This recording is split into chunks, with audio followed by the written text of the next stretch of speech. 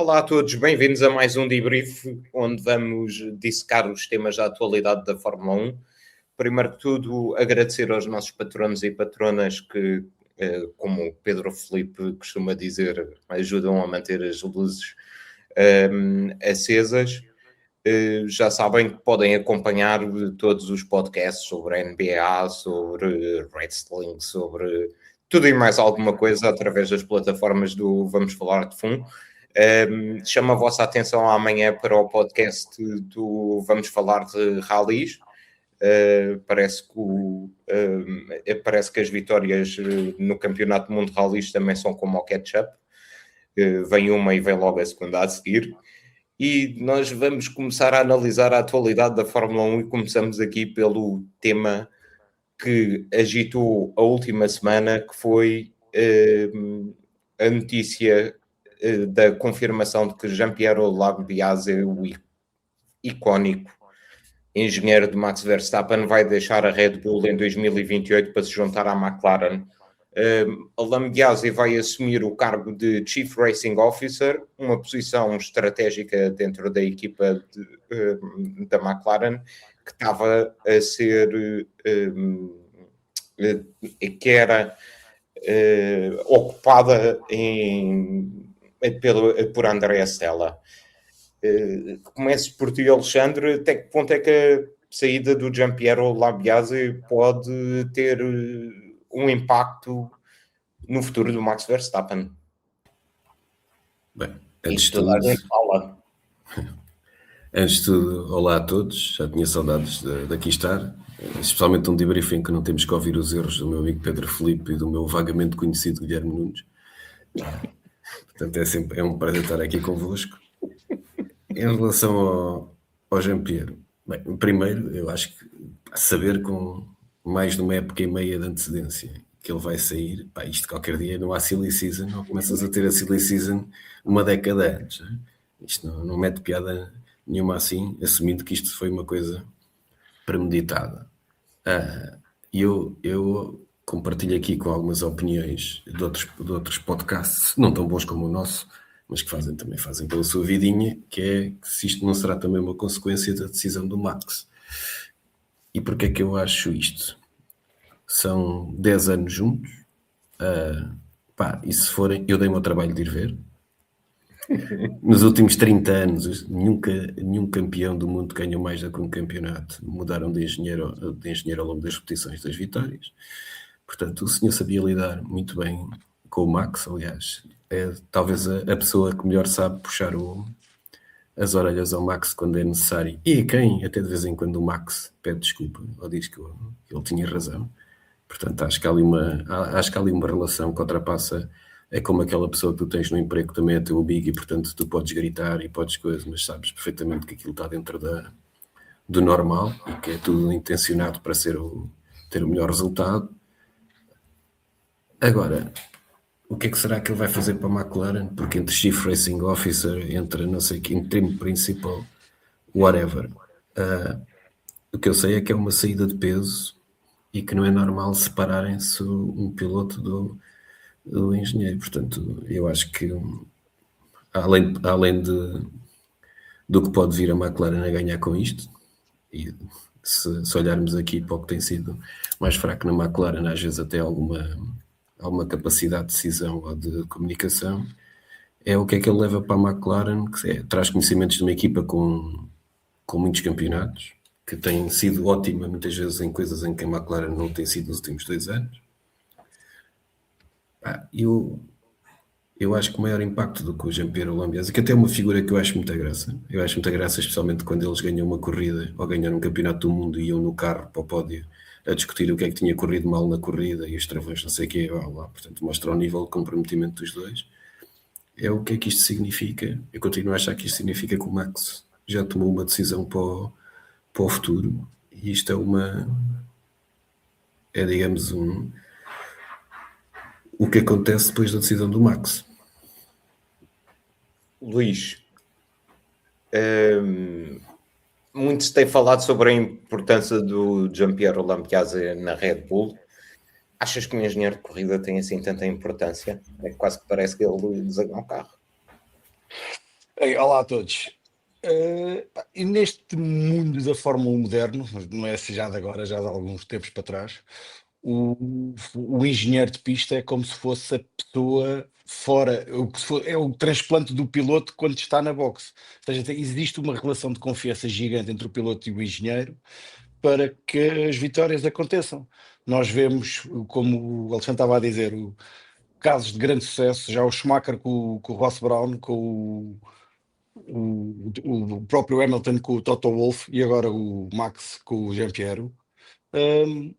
Aquilo é como se fosse um cordão umbilical do piloto que está dentro do carro, dentro da pista, para as boxes e para gerir toda uma corrida, porque uma corrida de Fórmula 1 é gerida de princípio ao fim, nunca é sempre a fundo, nem agora com estes regulamentos, nem com os regulamentos antigos, havia sempre alguma gestão e alguma.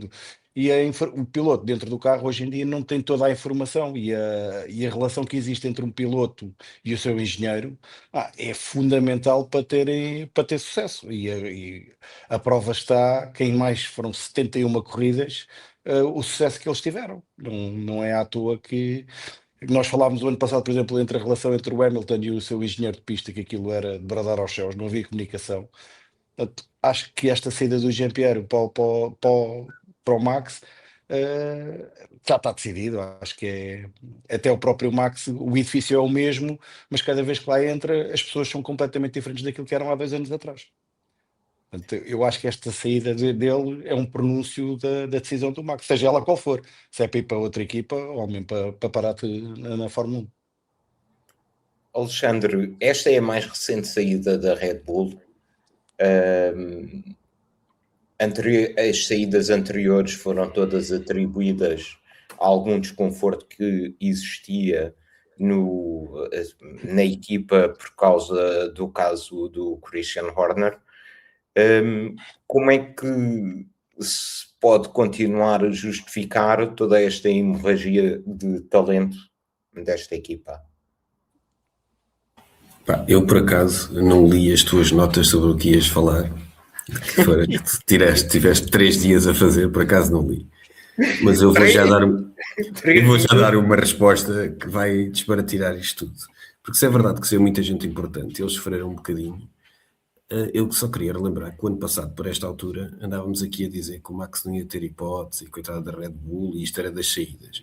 E acabaste com uma Red Bull a lutar pelo campeonato do mundo de pilotos até à última hora. Portanto, eu acho sinceramente que esse tempo, não sei, acho que isto já não tem tanto a ver com isso. E se fizermos o salto final do que aconteceu, eu tendo em conta a importância das pessoas que saíram até hoje versus os resultados da Red Bull, foi muito, obviamente que é mau, tendo em conta que foi uma equipa que dominou a Fórmula 1 durante algum tempo, mas foi muito melhor do que alguma vez eu estava à espera que nós vaticinámos aqui.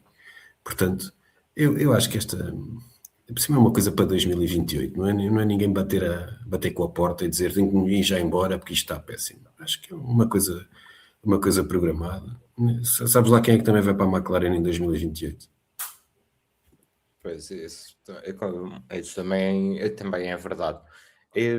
Eu, pelo menos, o que eu penso sobre este tema...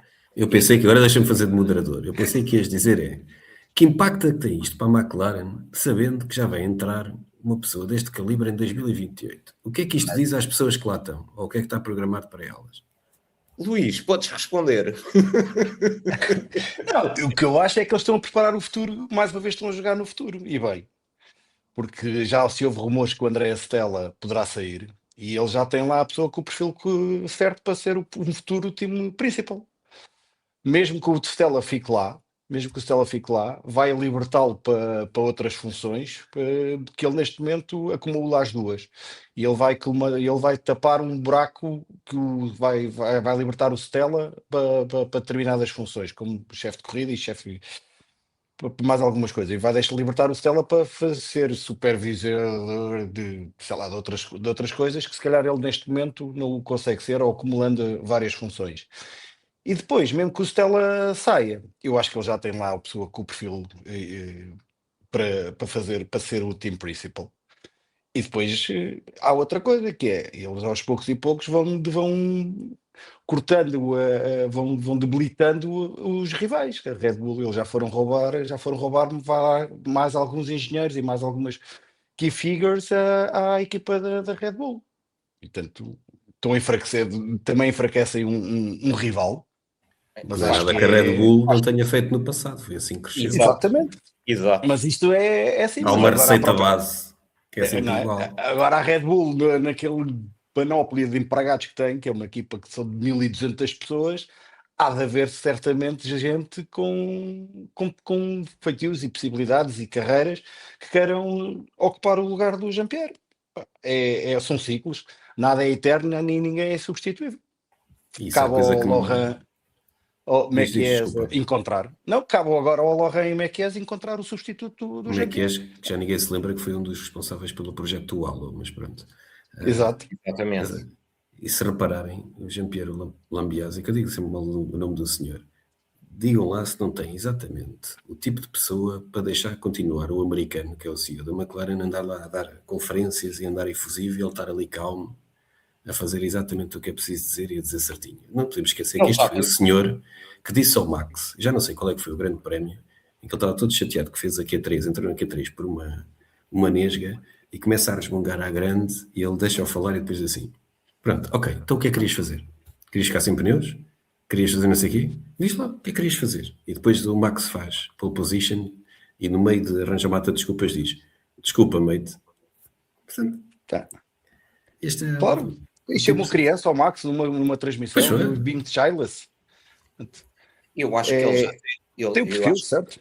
eu acho que ele já fez um bocado a formação toda, tendo tido Warner, que era 1000 vezes mais, se calhar não tão expansivo, mas mais interveniente do que aquele que aparenta ser o Zac Brown. Vou aproveitar só para ler aqui alguns dos comentários de pessoas que se juntaram a nós. O José Correia: as corridas estão mais aborrecidas do que nunca, mas há uma coisa que não perde interesse: este brilhante painel. Forte abraço a todos. O Rui Tavares, que nos dá aqui boa noite diretamente de Ponta Delgada nos Açores para todos vós. Acho que ainda temos 2 elementos do podcast que estão nos Açores, não é? Não sei da Não, tua. um já veio. Já o trouxeste? Ainda bem, Não, não porque fui eu. a ilha não é grande o suficiente para duas figuras daquelas. Só uma pergunta: veio entrega à hospedeira com o cartãozinho? Exato, exato. Entretanto, aqui o André Bel também nos dá aqui as boas noites e o Sérgio de Matos também, sempre presente aqui a dar as boas. Olha, ele que diga como é que veio. Também lhe deste boleia? Não, ele não, é esse. Esse é que já voltou. Muito bem. Vamos então aqui passar ao segundo tema, que é a Williams, que é uma equipa que não tem sido muito falada, mas vive um momento não muito positivo neste início da época. Eu acho que se divide um pouco entre as dificuldades que são evidentes em pista e continua aqui uma certa toada de otimismo, pelo menos da parte do James Vowles. Por um lado, tivemos declarações de ambos os pilotos. De um lado, o Carlos Sainz, em que deixou uma mensagem clara: este ano não é sobre os resultados imediatos, mas para corrigir os problemas estruturais. Já o Albon olha para este cenário de uma outra perspectiva, dizendo que a pausa no calendário pode ser uma oportunidade única, enquanto outras... uma oportunidade única para corrigir aquilo que começou mal na temporada da Williams. Eu gostava de saber a vossa opinião, era se a Williams está em crise ou isto são simplesmente as dores de crescimento, de um crescimento e de um plano novo que ainda não deu frutos. Luís? Eu aí discordo um bocadinho contigo. Um plano novo que ainda não deu frutos. Eu só estou a perguntar, não, ainda não tenho uma O ano opinião. passado ainda foram duas vezes ao pódio. Os Sainz foram duas vezes ao pódio, que era a equipa Williams há uns anos atrás, comparativamente ao que é hoje. Não podemos dizer que é um plano totalmente falhado, não é? Agora, se me estás a dizer que é lutar por vitórias, isso não. Mas comparado com o que era a Williams há 4 ou 5 anos para cá e o que foi o ano passado, acho que houve ali alguma evolução. Ainda bem que eu gosto da Williams, é a última aquelas equipas antigas garagistas, que acho que faz falta à Fórmula 1. Depois, eu acho que isto é um bocadinho, vai servir um bocadinho de tónica para toda a gente, esta paragem forçada, que é tentaram ver o que é que estava menos bem ou o que estava mal nestas 3 primeiras corridas. Têm agora um gap grande entre corridas e vão tentar melhorar, nomeadamente o peso. Acho que o peso era um dos fatores grandes de pouca performance dos carros. E há sempre coisas a melhorar. Agora, eu acho que é sempre positivo ver o copo meio cheio e nunca meio vazio, até para a moral e para a confiança, digamos, dos pilotos e da própria equipa. Uma das coisas que o Albon referiu foi o facto de precisarem de tempo em pista. E isto faz-me lembrar um pouco as declarações do James Valls quando falharam aquele teste privado em Barcelona, em que dizia, não, nós temos outras ferramentas que podemos simular o mesmo tipo de o mesmo tipo de situações a que o carro está sujeito em pista e tudo isso. Na minha opinião, isto mais parece se apanha um mentiroso do que um coxo. Nesse sentido, Alexandre, achas que esta pausa no calendário pode mesmo mudar o rumo desta equipa ou isso é apenas um mito? Bem, cumprindo a minha tradicional barimbar-me para o que o moderador diz. Estás à vontade. Estás à vontade. Já ajudei-te na última, portanto agora estás à vontade. Ganhei um crédito. Primeiro deixa-me dizer que o comentário do Sainz, ele disse aquilo e eu ouvi dizer assim, eu este ano vou procurar outra equipa para poder estar numa equipa mais competitiva para o ano, portanto não vou estar tão preocupado com o que acontece na Williams. Porque o Valls parece-me aquele adepto inglês, tipo do Southampton, do Sunderland, ou Nottingham Forest, em que os gajos ganharam um campeonato em 1938 e que acha que vai correr tudo bem porque na FA Cup, que é uma merda que também só interessa para os ingleses, fizeram um grande jogo na meia-final do ano passado. Eu acho que o gajo é mais ou menos nessa onda. Mas pronto, os Williams, que supostamente o que eles dizem é que precisavam de uma dieta, parece que andaram ao contrário, ao contrário do sentido onde queriam andar na classificação do Mundial. Não é? Eles estavam em frente ao precipício e deram um passo para a frente em vez de andar para trás. Portanto, eu acho que todas as equipas, não é? Só o Williams tem aqui um certo dilema, que é de certa forma o cancelamento de alguns grandes prémios, dão tempo para fazer mais updates, não é? Também são menos oportunidades de recolher dados em pista. E isso é a coisa que descobrimos sempre, cada vez que se muda as regras, é porque as décadas vão passando, já vou dizer décadas, desculpem, estamos a chamar velhos, mas aqui já vemos pelo menos há 2 décadas. Portanto, o tempo vai passando, os métodos de cálculo são melhores, as simulações são melhores, mas há sempre alguém que chega lá e fez aquilo ao contrário cada vez que há regras novas. Portanto, andar na pista, efetivamente, faz sentido e é preciso para recolher dados. Portanto, eu se tivesse um lugar do Valls também ia dizer que não há problema nenhum, porque nós temos outras maneiras de recolher dados. Eu acho que de certeza que vamos ver em Miami muitas equipas com updates. Falta saber é quando se continuaram a acertar ao lado ou se o update da Williams vai ser só fazer tipo buracos, estás a ver, tipo papel higiênico, aquilo no carro chega pelo picotado, portanto os gajos fazem mais uns buracos no chassis e pode ser que fique mais leve. Ou então o Sainz e o Albon vão ter que fazer mais dieta das duas uma. Só a pena é que nós estávamos a ver uma trajetória da Williams em que o Sainz, o ano passado, quando acordou a meio da época, consegue 2 pódios, como o Luís bem lembrou, e agora parece que voltaram cá para trás. Por momentos até pensei que era a Claire Williams outra vez a time principal da Williams. E atenção, já agora a minha homenagem à Claire Williams, que fez já não sei em que rede social, fez uma ação de perguntas e respostas e nunca vi ninguém ligado à Fórmula 1 a ser tão honesto a dar respostas. Eu pessoalmente acho que... Bom, para já eu tenho um problema com esta equipa. Não Só é tens um? Não, é assim, há um projeto... Eu não consigo encarar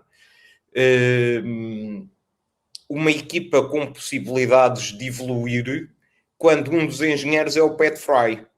Porque eu tenho aqui atravessado dos anos em que ele esteve na Ferrari e daqueles chouriços, aquelas coisas, daqueles charutos, Espera que ele lá. jogou para o Alonso. Vais ficar chateado cada vez que o engenheiro falha na Ferrari, retira metade do grid nos últimos 40 anos. Sim, mas o que é certo é que Para não dizer 75. falhou lá desde então. É que ele também falhou na Alpine e, pelos vistos, na Williams também. O primeiro carro em que ele está verdadeiramente à frente do projeto também está com estas limitações.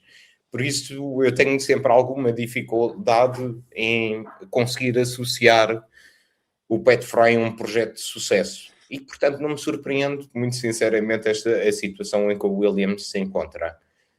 Por outro lado, acho que já começa a ser um bocado cansativo o discurso de para o ano é que é. Eu não acredito, acho que seria mais vantajoso eles adotarem um bocado a política que foi adotada pela Alpine, que têm noção das limitações que têm e então preferem não criar um objetivo demasiado ambicioso para evitar toda a pressão mediática que advém daí. As duas Quando disseste adotar uma tática como a Alpine, pensei que era meter um piloto pagante, mas agora já vi que não. Pois, exatamente, isso também. Ou terem o que eles já tiveram principal... com o canadiano, não é? Saudades de Latifi, decide campeonatos do mundo, só para lembrar que decide campeonatos do mundo. É verdade. Portanto... Mas acho que continua a ser um bocado problemática esta situação no Williams. Não creio que se vá resolver assim tão depressa e não creio que se possa resolver. Podem haver melhorias, mas muito sinceramente achei todo um disparate toda aquela coisa de o carro tem mais 30 quilos. Não são 30 quilos, são mais 28. Assim, foi pesado de manhã antes de tomar o pequeno almoço e outro dia foi pesado ao final do dia depois do jantar. Por isso, vamos ver o que é que vai acontecer. Acho que isto pode ter um impacto, muito sinceramente, se o Sainz... Por isso é que estas coisas dos cost caps e das castrações da Fórmula 1 me irrita, porque se nós temos uma equipa que começa mal, porque carregou no botão ao lado ou porque não fez o furo no sítio certo, só tinham era que dar oportunidade e já se provou mais do que uma vez, e como o Alexandre há bocado estava a dizer, que pista é pista e computador é computador, e não é só na Williams, é variedíssimas equipas que no computador aquilo reage de uma maneira e depois vão para a pista e nada se relaciona com aquilo que fizeram na fábrica.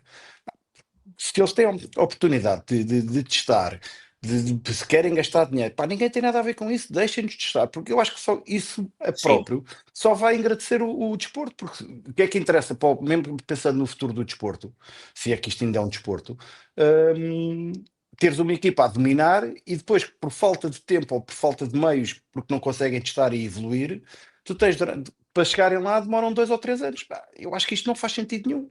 Portanto, eu acho... aqui só, se é a Williams ou qualquer outra equipa, não é só a Williams, qualquer outra equipa pudesse ir para a pista, certeza absoluta que as coisas iriam evoluir muito mais depressa. É o que eu acho.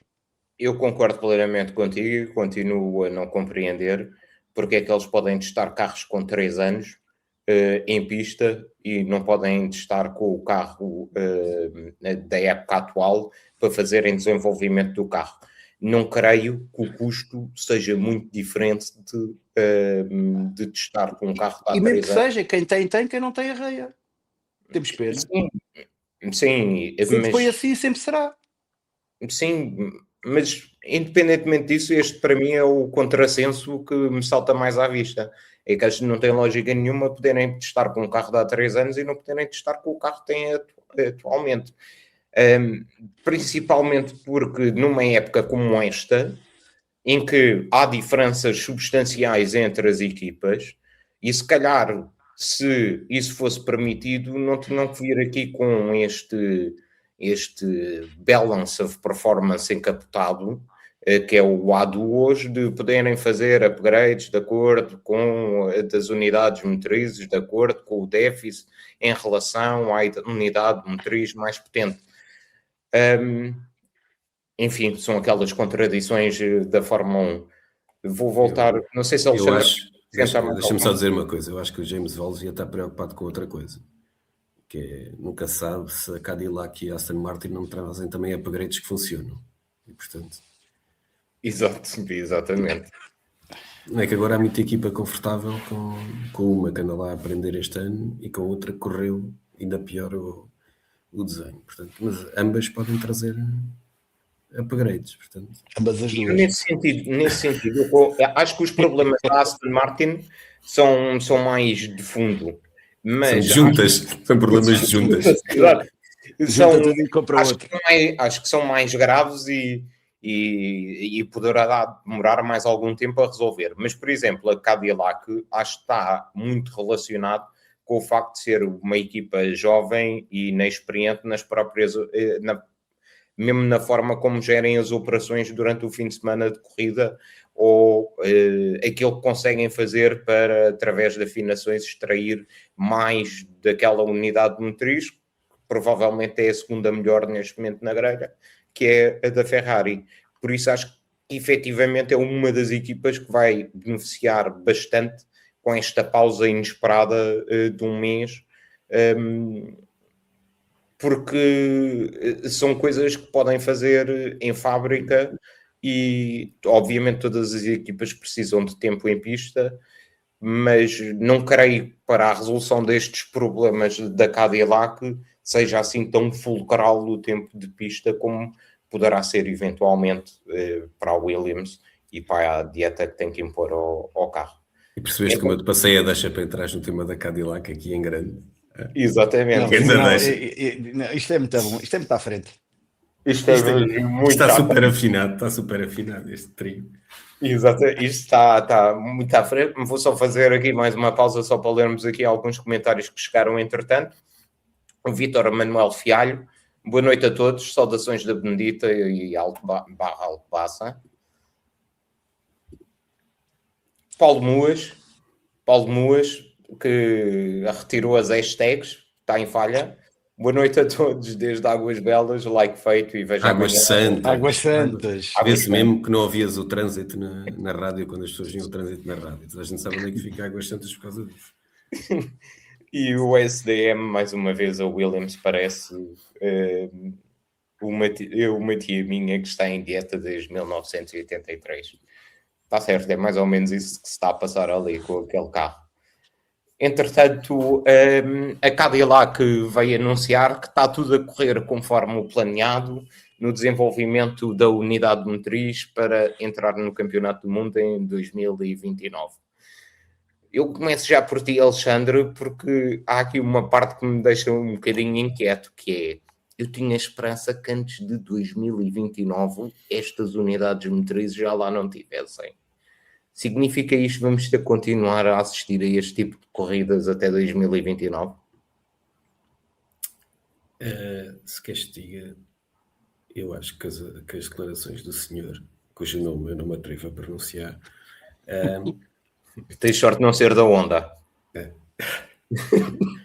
Eu acho que o senhor percebe toda a lógica. Eu dei-me ao trabalho de ler, que eu não sei como vocês vão só à inteligência artificial para vos fazerem o que têm que falar aqui. Eu só peço à inteligência artificial para me selecionar o que é que eu tenho que ler. E o senhor, eu acho que ele foi um bom momento para lembrar às pessoas que estão em evolução e, portanto, meter alguma água na fervura e que não pensei que aquilo é só um clube dos reformados com o Pérez e com o Bottas lá a beber café e a trocarem tacos, onde é que se come os melhores tacos. Só que há coisas aqui que ele diz que são muito engraçadas. Que é, ele diz que o desenvolvimento do motor está adiantado no plano, que é coisa que normalmente não nos devemos gabar, porque quando uma coisa está adiantada no plano, ou metemos um fator de cagaça a mais, ou então vai dar a asneira mais à frente, ou é uma pérola. Entre as três, digam-me vocês qual é a maior probabilidade de acontecer.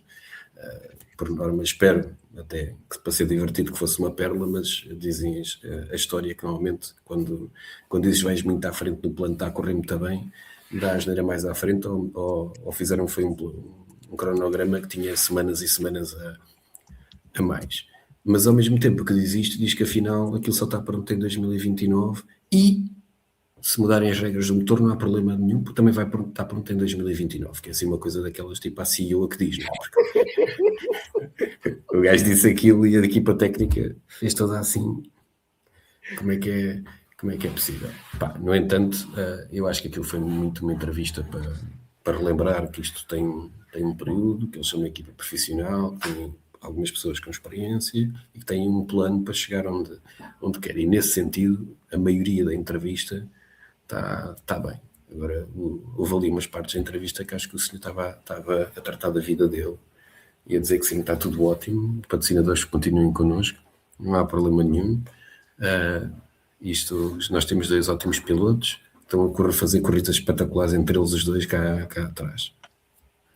Mas ainda bem que temos alguém que está otimista, pá, que vamos ter mais uma equipa a lutar pelo menos pelos pódios, seja em que ano for. Luís, depois desta entrevista, deduzo que não estejas preocupado com uma alteração no equilíbrio de poder na Fórmula 1 em 2029. Não, repara, isto hoje em dia já é muito complicado de falar, porque assim, se a gente já começa a contratar pessoas para daqui a 2 anos, já estamos a falar daqui para 2029. Começa a ser difícil uma pessoa ter algum tipo de expectativa. Portanto, já falámos há bocado de uma pessoa que irá mudar de funções daqui a 1 ano e meio, quase 2 anos, praticamente 2 anos. Agora estamos a falar de um motor que poderá existir daqui a 3 anos. Pá, já estamos a falar e no entretanto está tudo bem, não se passa nada. Não sei, eu acho que ele falou, é como o senhor estava a dizer, falou também para a equipa, para os patrocinadores, não se preocupem que isto está tudo bem, não os deixem ir embora. Agora, relativamente àquilo que tu estavas a dizer no princípio, se é com esta motorização ou não, epá, logo se vê. E vão existir agora aí algumas mudanças. Vamos ver o que é que isto vai dar. Se mantém eu continuo a dizer isto, agora tem muitas siglas, estas unidades motrizes, e MKs e MGs, e quando eu, para mim, só devia ter um V e com um número à frente. Era a única sigla que devia ter. Agora, não sei, vamos ver. Agora, que é um bom sinal, é um sinal que eles estão comprometidos com a Fórmula 1 e que não vieram para aqui, tipo aquelas equipas dos anos 80 que vinham para aqui e estavam aqui 2 anos e que se iam embora. Que eu tenho muitas saudades dessas equipas, que eram as melhores equipas do mundo, para mim, que foram os anos dourados da Fórmula 1. Quando dizem que a época dourada da Fórmula 1 foi dos anos... Não, foi os anos 80 e os princípios dos anos 90, que aquilo era maravilhoso. Era maravilhoso, a equipa se esqueciam de meter óleo no motor, isso é que era espetáculo. Isso era espetacular. Agora, faziam a viagem e não entravam na corrida. Isso é que são histórias bonitas. Pré-qualificações, que era uma coisa que hoje em dia, o que é isso? Pré-qualificações, à sexta-feira às 8 da manhã já se podia fazer barulho nos autódromos. Já não acordavam os passarinhos na altura. Portanto, é bom sinal. É sinal que a equipa está cá para ficar e não se vai embora daqui a uns tempos. É mais um concorrente e mais um construtor que poderemos ter na Fórmula 1. E quiçá, se isto continuar assim, com as mudanças que poderão vir a haver já brevemente e a longo prazo, a médio e longo prazo, pode ser que eles consigam fazer um motor de sucesso. Tempo para isso eles estão a tê-lo. Se é só para 2029, ainda tem aqui 3 anos de desenvolvimento. Eu acho que eles tempo para isso têm e também têm um elevado número de mão de obra disponível. Por conseguirem estar preparados para uma unidade motriz de acordo com os regulamentos atuais em 2029, mas se mudarem também não há problema. A Honda tem que ir lá buscar gente porque claramente teve dificuldades no recrutamento, mas a Cadillac não teve. Entretanto, eu gostava de concluir este tema apenas dizendo que, atendendo às palavras aqui do senhor do CEO, dá para ver que o Pérez está efetivamente na equipa certa, porque o nível, cada vez que abre a boca, é muito idêntico. Ou seja, não dizem nada de jeito. Vamos ver o que é que vai acontecer em 2029. Agora, giro, era que eles viessem dizer, daqui a 2 anitos ou assim, ou 1 ano, se calhar não dá para 2029, só 2030, depois desta entrevista era mesmo perfeito. Até lá Então, já te esqueceste, já apareceram outras e tu já nem te lembravas desta. exato, provavelmente assim. Provavelmente. E se for o Provavelmente. mesmo? Pois, provavelmente. Não se esqueçam, é que o Pérez é menino para quando o carro melhorar um bocadinho, ir andando em 120 voltas, fazer 119 com os mesmos pneus, aproveitar um safety car para trocar os pneus e fazer um pódio com um Cadillac. É só para lembrar de que Não, há uma vida antes da Red Bull Espera em que que o sim. Pérez fazia muito mais coisas, além de bater contra o Ocon, fazia muito mais coisas divertidas do que fez no Red Bull. sim, eu só achei piada foi ao facto de ele ficar muito ofendido com as palavras do Mário Andretti a dizer que os nossos pilotos estão um bocadinho enferrujados. E acho que havia alguma legitimidade nessa opinião, há alguma legitimidade nessa opinião do Mário Andretti, uma vez que eles ficaram atrás do Alonso com aquele chasso em qualificação já em 2 ocasiões. Portanto, acho que ele tem que trabalhar um bocadinho mas também é normal que as coisas não corram assim tão bem depois de um ano de ausência. Todos os pilotos têm um período de adaptação. Vamos ver como é que evolui. Um piloto que está aí na berra, que ninguém se cala com ele, que é talvez a surpresa mais agradável quando nós estávamos à espera que o George Russell tivesse na liderança destacadíssimo deste campeonato do mundo de pilotos, é o Kimi Antonelli, que tem andado a receber alguns conselhos através dos mídia. Eu nem consigo parar de rir do piloto que deu estes conselhos, que é o Eddie Irvine. Já fazia falta, pena não aparecer mais vezes nos paddocks de Fórmula 1. E também do Kubica. O Kubica veio dizer que ele anda muito distraído com as redes sociais e tem que se concentrar na época dele e estar concentrado em conduzir e em ser o melhor possível.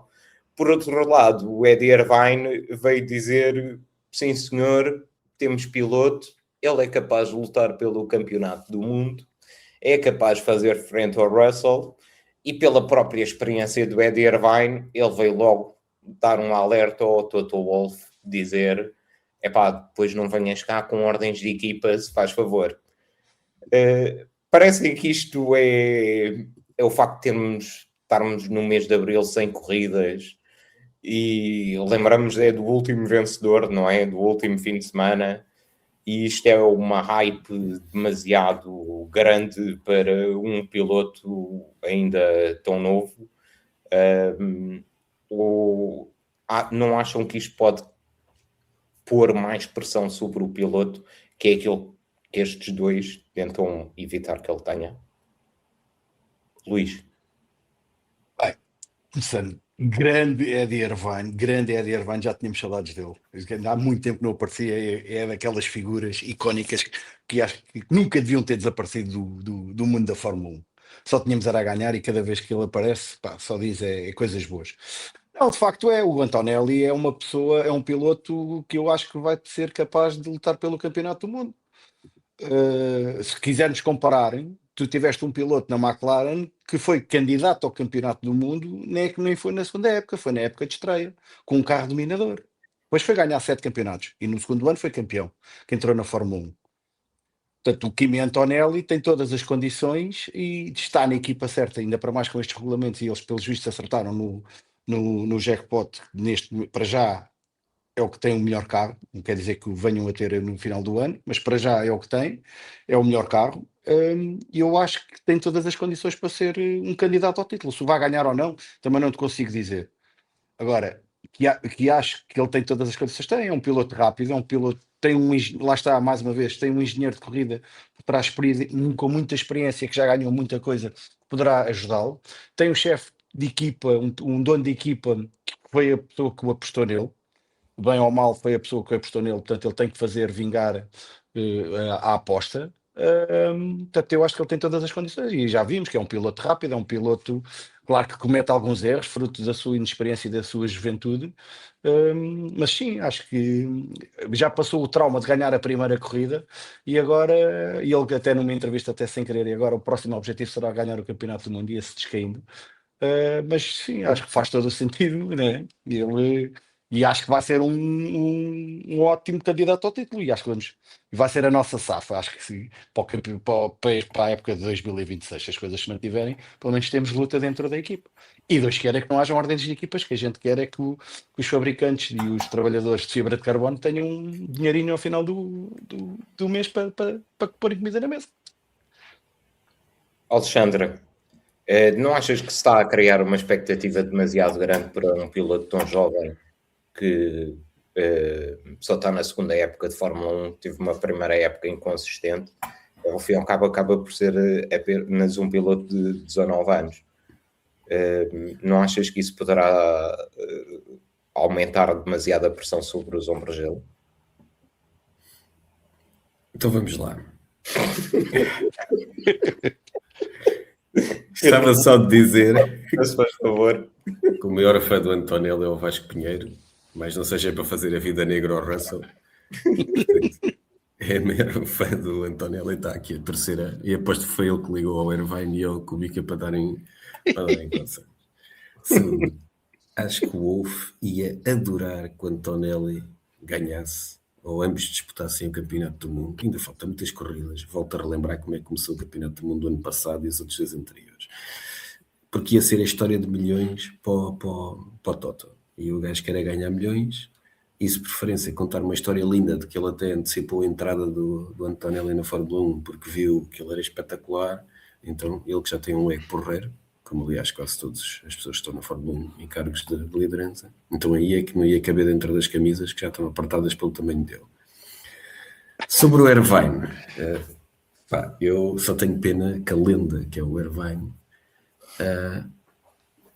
que os conselhos dele para o Antonelli não fossem sobre bebida, finanças e mulheres, que certamente seriam fenomenais.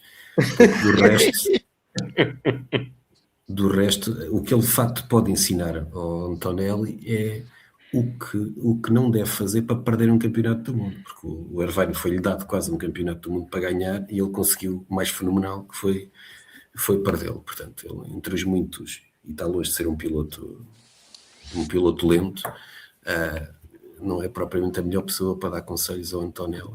E eu acho que os comentários do Kubica, que eu já lá vou, e os do Irvine vêm muito na ordem de que a imprensa inglesa anda aqui a tentar pressionar um bocadinho o Antonelli e a tentar pressionar o Russell para deixar de ser um menino bonito e a mandar uns encostantes no rapaz italiano para ver se ele se encolhe. Epá, quando vais ver efetivamente o que é que o Kubica diz, ele fez comentários quase todos normais, a dizer que o rapaz italiano tem direito a lutar, e eu vou dizer rapaz porque tu perguntas-me se é muita pressão. Epá, eu não sei, porque eles qualquer dia entram na Fórmula 1 sem sequer ter direito, sem ter idade para conduzir uma 50, quanto mais conduzir um automóvel. Portanto, isto já não sei. De qualquer dia aos 15, até porque são mais pequeninos e cabem melhor no monolugar. Mas pronto, o Kubica disse que ele tem direito a lutar e que às vezes devia ter cuidado com o que diz sobre as redes sociais. Pá, isto parece um comentário despropositado, um bocado velho do Restelo, porque se nós quiséssemos ser maus também podíamos ter dito, olha, se alguém devia ter dito a ti para não te meteres noutras competições sem ser na Fórmula 1, porque podia correr mal, não é? Pá, portanto, acho que é um daqueles comentários um bocado patetas, até porque há pilotos, não é? Eu acho que como todos nós seguimos as redes sociais, grande parte dos pilotos, há pilotos, e até com bastante mais idade, que fazem figuras bem mais patetas, quer devido a patrocínios, quer apesar de serem só patetas nas redes sociais. Portanto, acho que foi um comentário. Eu também não tenho acesso, porque é que ele disse aquilo, pode ter sido provocado. É que nós ouvimos sempre estas frases que conseguimos retirar e não sabemos o que é que suscitou aqueles comentários. Mas é um tipo de comentário que nem faz muito sentido para o Kubica, que até é uma pessoa que costuma ser bastante regrada nas palavras, especialmente na segunda vez que esteve na Fórmula 1, portanto nem vou acreditar que teve a ver com alguma coisa que alguém provocou aquelas afirmações. E já estamos a ficar sem tempo para falar da coisa mais Temos interessante. para falar daquilo que interessa mesmo. Para a próxima era. Foi a reunião da O Kubica não tem que viver também um bocadinho, que os miúdos hoje em dia, que aquilo são miúdos, né? Conseguem ter uma adaptação e conseguem diversificar a sua atenção por muito mais coisas do que antigamente a gente conseguia. É mais verdade, divertido. É verdade. Mas alguém acha que é o António que mete as coisas nas redes sociais? Claro que não é. Algumas coisas deve meter ele. Agora, das contas oficiais não, porque aquilo são os mídias que tratam a imagem, o marketing que trata disso. Eu só digo Mas uma alguma- coisa, desde que ele não dê uma de Denis Auger nas redes sociais ou uma de Nikita Mazepin nas redes sociais, para mim está tudo bem. Portanto, agora vamos falar sobre a reunião da FIA.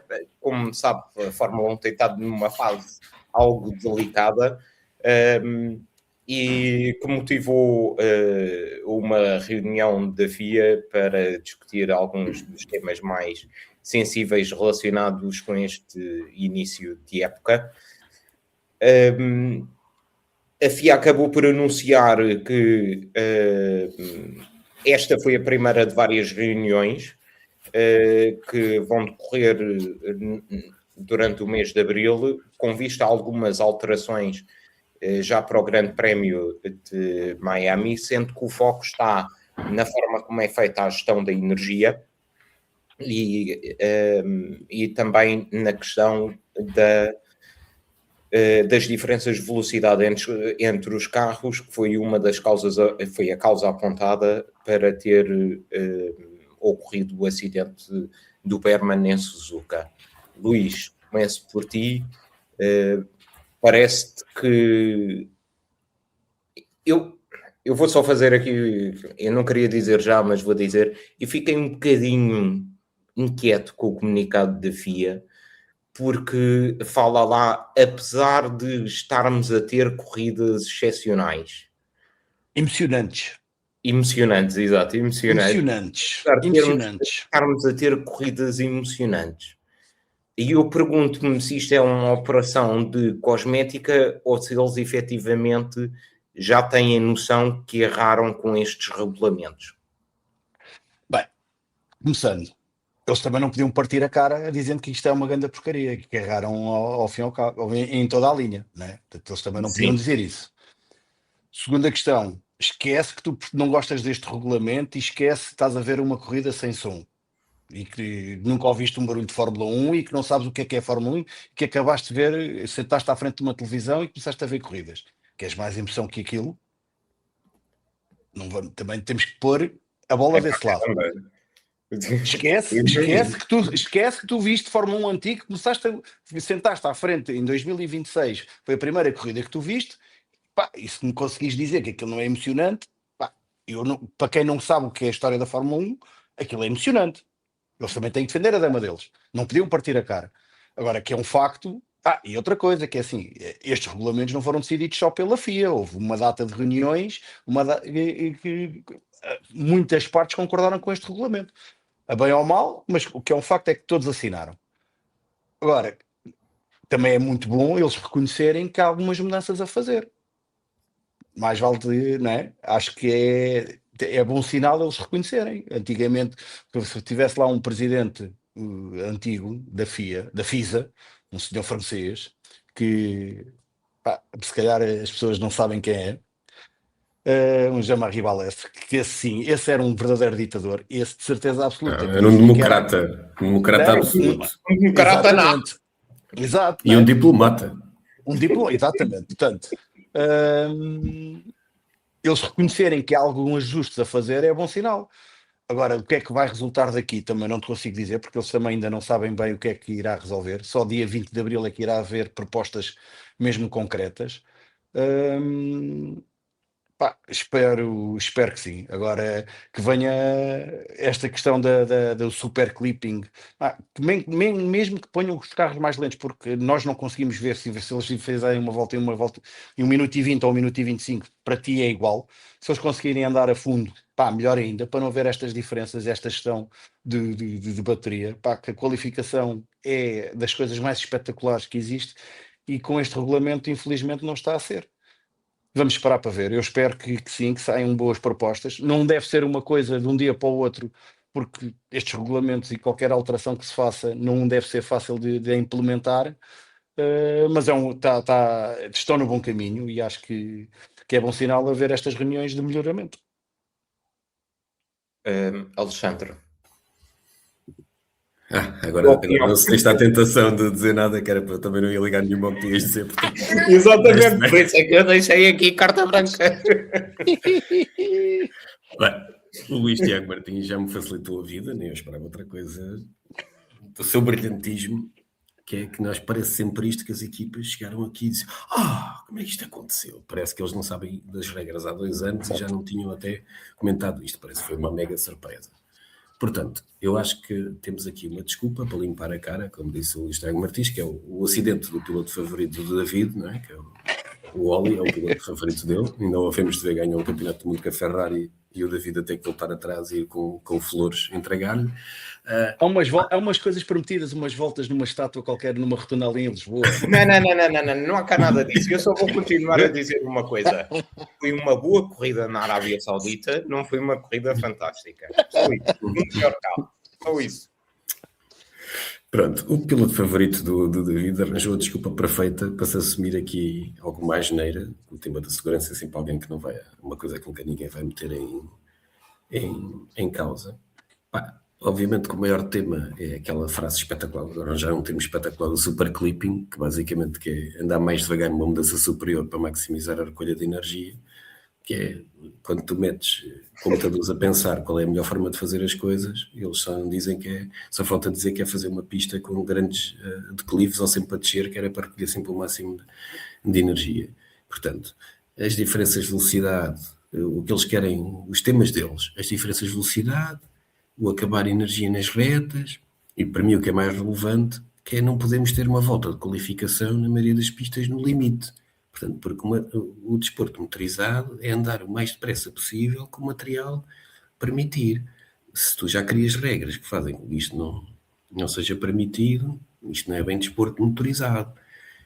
E as soluções que eles apresentam são todas muito divertidas, que é soluções de reduzir a carga aerodinâmica, soluções de reduzir a potência elétrica para reduzir o consumo na Fórmula 1. Atenção, parece que estamos a fazer aquela... Havia uma competição, desculpem a menção, de uma marca sueca que só sobra uma hoje em dia, portanto, e que não faz caminhões. Também faz caminhões, esta por acaso.